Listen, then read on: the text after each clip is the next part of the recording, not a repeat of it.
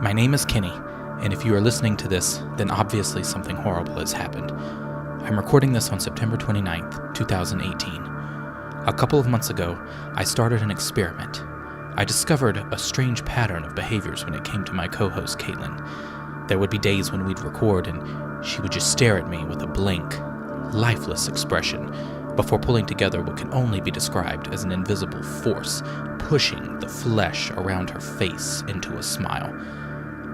I knew then that she had been taken, not by a demon, but something close to it, and far more possessive. Grad school. It was then that I decided to create a version of Katie that I could use should ever the need arise. A version that was completely within my realm of control as editor. I called her Digitally Spliced Katie. And for one small filler episode, she was great and worked wonderfully. It was a success. But then she wanted more. She sat within the confines of my MacBook, popping up willfully anywhere she pleased. I tried deleting her, but it didn't work. And if you are listening to this, then she has forced me to create another episode with her. If the real, true Katie hears this, just know that I was left with no choice, and that I'm sorry. Shh! Here she comes.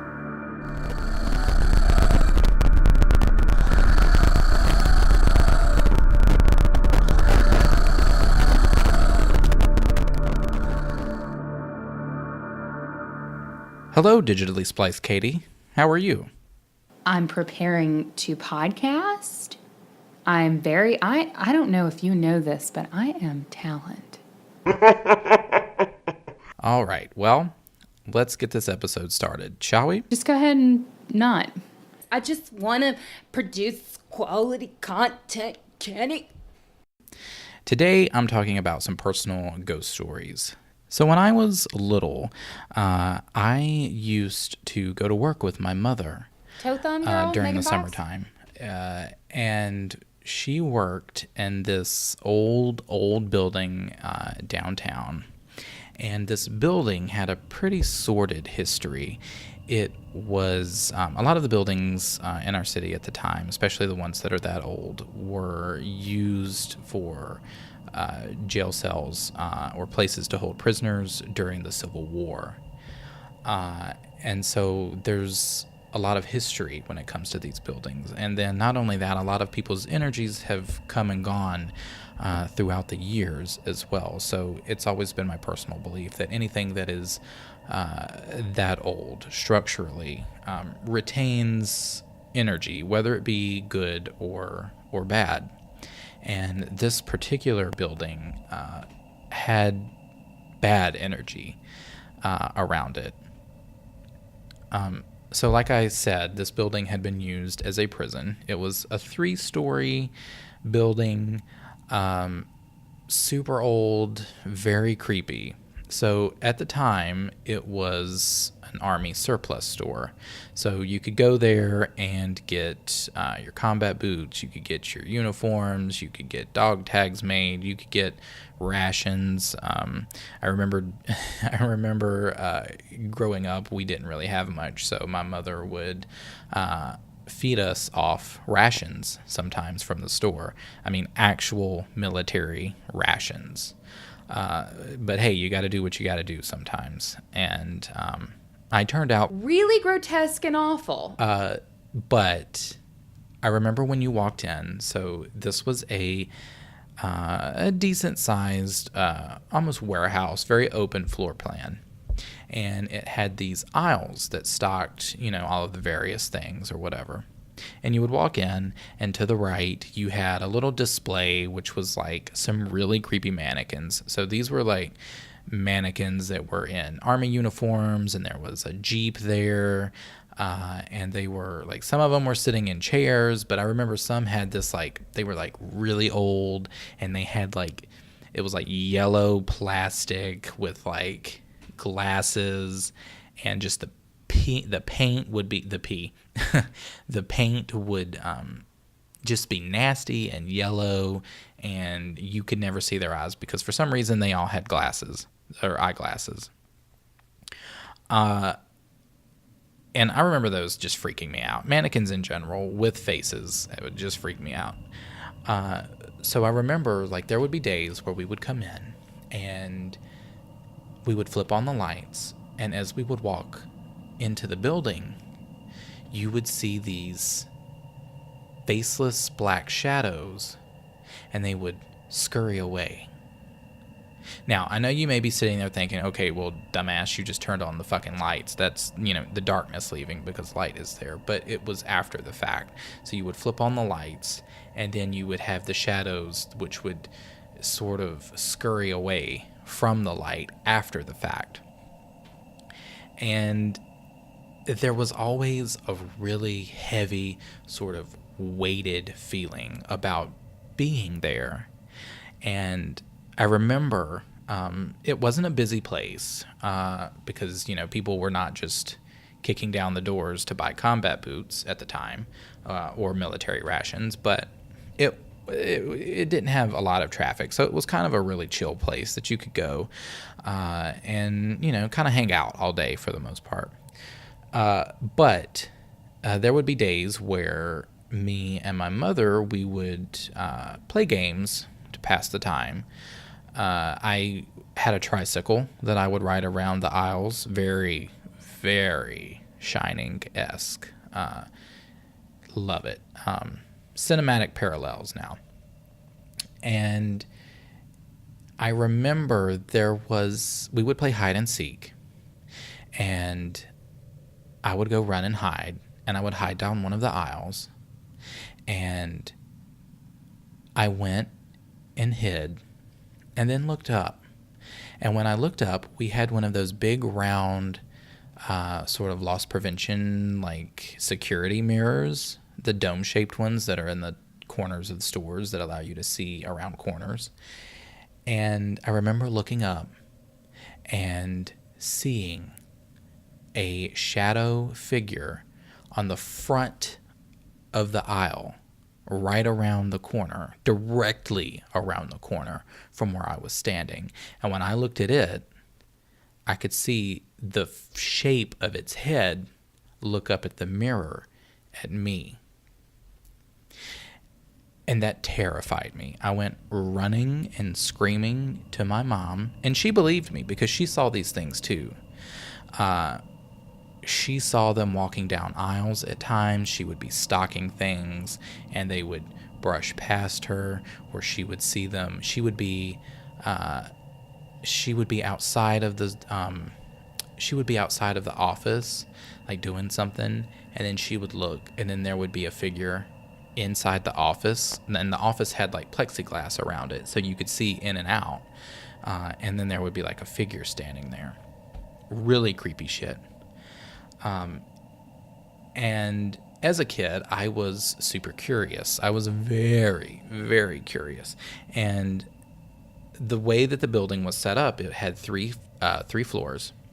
And it also had like a big, sort of like a side warehouse that you could gain access to through a big push sliding like warehouse door that would move to the side, so you had to like grab the lever and pull it back. And that would be another place that I would also see shadows. So I would go there, and that place wasn't really used much. It was mostly used for like storage and junk. But I remember there being graffiti on the walls, like red graffiti, and I would open the door, look at the end of the aisle, and I would see a figure standing down at the end of the aisle in the shadows, because there was no lights through that part of the building. The only light was through the windows on that side. So you would have windows that would shine the front half of the building, or the front half of that area. But then as you progressed, it just got darker and darker. There was no electricity that way.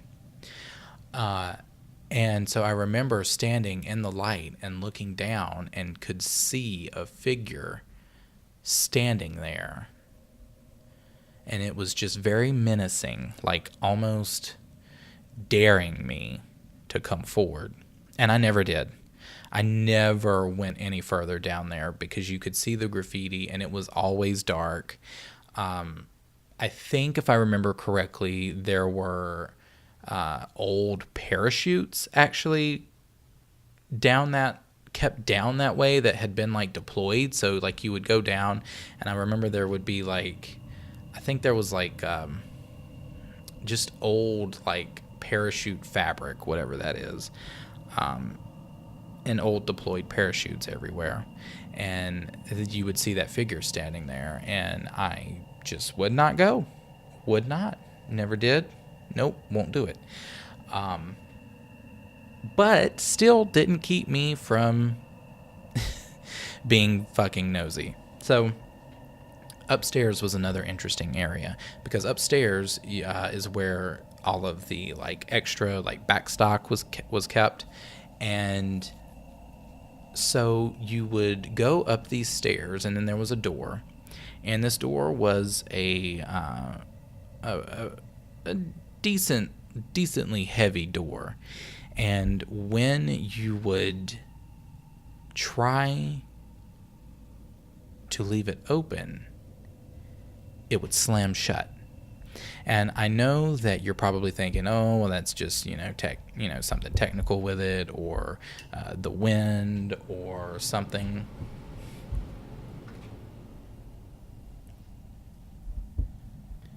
And I know you're saying that it was probably something technical, or the wind or something like that, and it very well, could have been, but it was just really strange because you would try to, like, you could prop it open and it would slam shut. It would not stay open. I remember we went upstairs to bring something. I was helping to bring something down. I was helping my mom, and we got up there, propped the door open because we were going to make up multiple trips. And when we got back down, the door slammed shut, like aggressively slammed shut. And that's just the way it was. The door, it was known as the door that you just could not keep open. And it happened multiple times. My mother would be in the office, and the door would just slam shut if we had left it open. So once you made it past that and got into that area, that was another like sort of, open space with a few shelving units for extra like backstock of things. And around the corner you had a hallway. And this hallway, you had a set of that was like a corridor. And so you had these rooms on either side. So when you walk in, you could either go up to the next story, or you could turn right down the hallway. And these were actually, or they used to be, like cells or holding cells for prisoners. And they were cleared at the time. Nothing was in there but like dirt and trash and stuff. But I remember playing around in one of the rooms, and one of the rooms had like its own little like individual community toilet, which was super gross. But there were bars on the windows, and it was just overall super creepy. And I remember at the end of that hallway, there was a door, and it was at the very end, and it had a hole carved out right at sort of in the top middle part of the door. And nobody really knew why it had a hole carved out in it. So one day I had a little flashlight, and I was just walking around, and I remember standing close to the door and shining my light into the darkness of that cutout. And when I shined my light into it, a face stared back at me. And it only happened in a flash. A face stared back, and then it went away. And it was the most jarring experience that I had while I was there as a kid.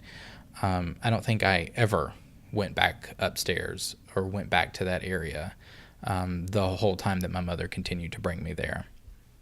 The only thing that I can imagine or that I can gather is that that was probably a confinement cell. So it was probably just for, one person, maybe a couple of people, and it just had that one hole for whatever reason, I guess communicating or whatever. And then on the third floor, after that, you had actual jail cells that were still there. So the bars and stuff were still there. And that, at the time, was filled with children's school desks. Not sure why, but it only added to the creepiness factor. And again, I never went up there ever again. And the building itself, just like I said, had a very weighted, very negative energy to it. Like I said, there were several people that had died there, I'm assuming because of such horrible conditions that the prisons were kept in at the time. And I remember that the owners of the building sort of had some very ill fates, I will say, because I don't want to disrespect that too much. But yeah, and so once I was old enough, I stopped going. And I remember I was trying to figure out, I would Google map it at times just to see what was going on with it, because it had been abandoned. It had been abandoned after that. After the owners, it just sort of sat empty. And eventually, as of 2018, it is owned by someone who has turned it into a 24-hour gym. So I am interested in going there one day, hopefully for some bonus content or maybe even for an episode, and just seeing if any of those same old feelings are still there. And also maybe talking with the owners to see if they've experienced anything. I'd be interested to do that if they would be open to it. So yeah. What do you think, Digitally Spliced Katie?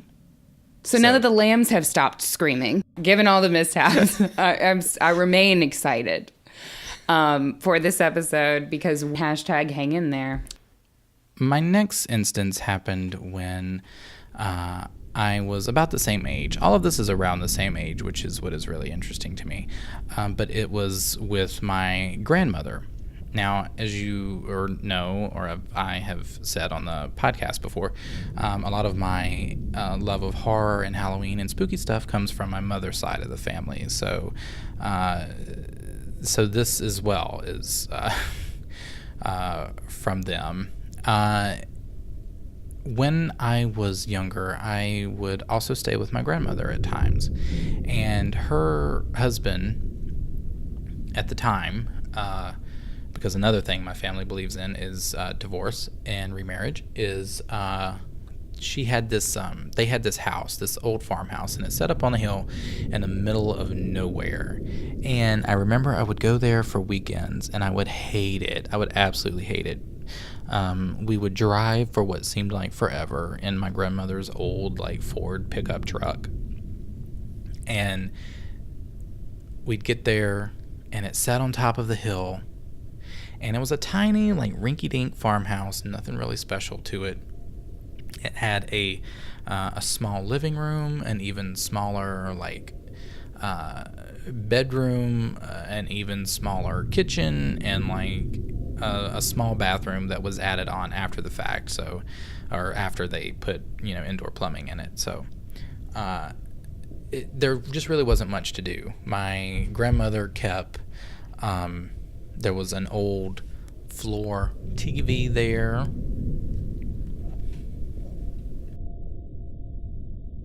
So there really just wasn't much to do there. My grandmother kept a floor TV there, and the only thing that they had to watch was old-timey Western VHS tapes, which I was not into.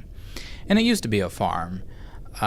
So at one point it did have like chickens and pigs and I think even cows at one point. But by the time that I was staying there, I don't think there were any, or at least any that I can remember.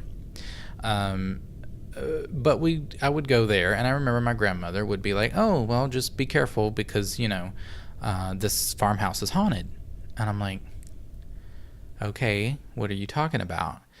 And she said that someone who had, I guess, previously lived there, or one of the relatives, I'm not really sure who it was, had just dropped dead in the house. Just dropped dead.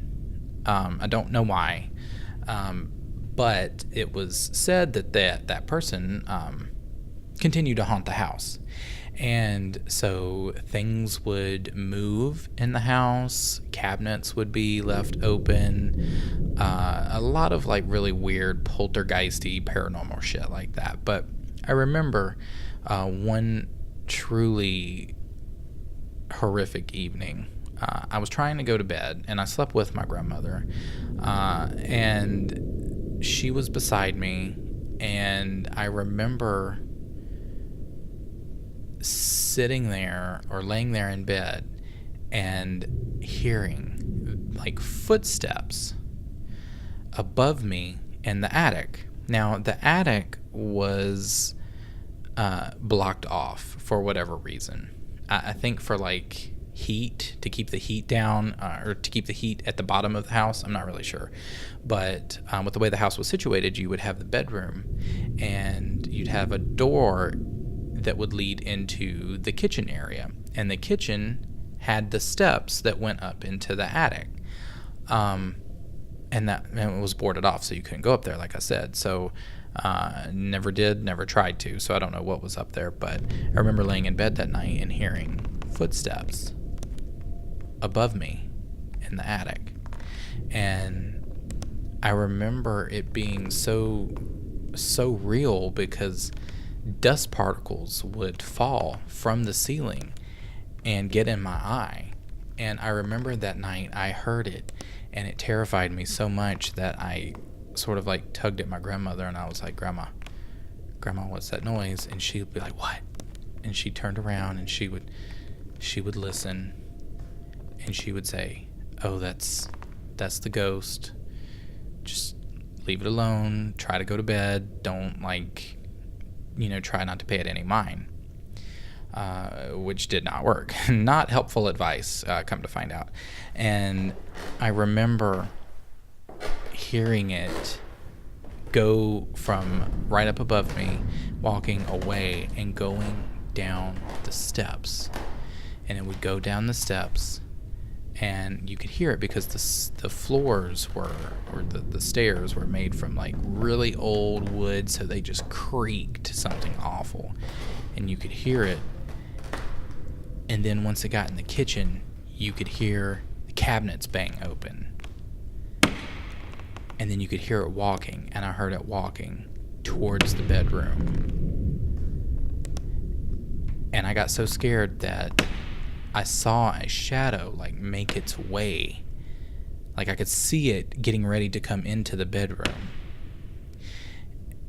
And I remember pulling the sheets over myself because, the sheets are your protector. You put yourself under the sheets, nothing can harm you. And right when it came into the room, I put the sheets over, and I just laid there. And I could hear breathing, like very loud, sort of like type breathing. And I was paralyzed in fear. And then it went away, and I laid under those covers. And I hated going to that farmhouse because every time I would go there, something weird would happen, whether it would be, like I said, the doors would open, or you'd hear those sounds, and I would always hear walking in the attic, someone walking around the attic specifically at night. And I think that something happened when I was that age, because I think I put a block over myself somehow, because I don't experience a lot of paranormal activity now, or nor did I, like, as I grew older. So I think I put some sort of like mental or spiritual block over myself as a child, in order to protect myself from these beings, because I would see them all the time. I would see them at my mother's work. I would see them with my grandmother. Like, I remember an instance when I was at home, and this was when I may have been like a little bit older than when I was talking about, from being with my mom and my grandmother, but not by much, maybe a year or two older. And I remember having a dream and seeing a woman dressed in white. It was your typical like woman in white. And I remember dreaming that she was coming through the house, that she was coming down the yard, and she was just sort of floating. And she came through the house, and as she came through the house, there was an actual loud bang. There was a bang in the house, and it woke me up. So I woke up in the middle of my dream. So as this ghostly figure, as I was dreaming her coming through the kitchen, coming through the house and into our kitchen area, I heard this loud bang and was startled and woke up. And when I woke up and went into the kitchen, my sister's high chair table had been like knocked off, and it was like someone had like slammed it, and it like flipped over and wailed itself across the room. And that was just another instance. But after that, like, I can't really remember a whole lot. I don't experience dreams as much. I don't, I had, my last terrifying instance was with the sleep paralysis that I had mentioned in like our episode 3, and that was as single-handedly still the most terrifying thing, or one of the most terrifying things that I've experienced in life. But other than that, I really haven't had a whole lot of experience with any sort of paranormal or spiritual feelings since I was a child. So I think young me did something to protect myself from all of this shit, and I am thankful for that. Katie, any thoughts? So I just want to say, great organization. But we're remembering things that have never happened in this reality. I was kind of looking up, like, how would I know if Kenny was possessed? But they have therapy for that now, and True. They have medicine. All right, cool. All right, boils and ghouls and creeps and goblins and witches and everything in between. It is that time. We are coming to an end. And until next time, you guys know what to do. You have got to stay spooky.